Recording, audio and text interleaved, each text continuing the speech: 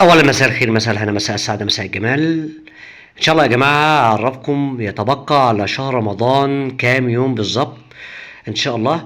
بس قبل ما نروح نشوف يا جماعه باقي كام يوم على شهر رمضان 2027، اتمنى منك اللايك والاشتراك وتفعيل الجرس عشان ان شاء الله يوصلك مني كل جديد فيما يخص الدراما المصريه وجميع الدرامات العربيه رمضان 2027. ان شاء الله قريبا يا جماعه ننزل بالقائمه المبدئيه للمسلسلات الجزائريه والمسلسلات الخليجيه والسعوديه وكل ما يخص الخليج والمغربيه والتونسيه والسوريه، كل الدول العربيه ان شاء الله هنقدمها لكم هنا. فعايزك تضغط اللايك بعد اذن حضرتك عشان تشوف درامتك ان شاء الله رمضان 2027. وتعالوا نشوف يا جماعه يتبقى على شهر رمضان كام يوم بالظبط يا جماعه. يتبقى على شهر رمضان 2027 يا جماعه، يتبقى على 276 يوم وساعه وطبعا دقيقه والثواني زي ما انتم شايفين كده.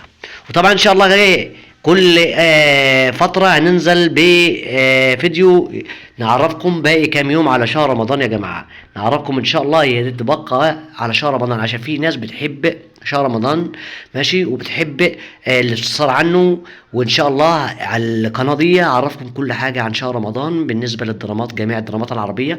فعايزك تضغط اللايك بعد اذن حضرتك عشان تشوف درامتك ان شاء الله رمضان 2027.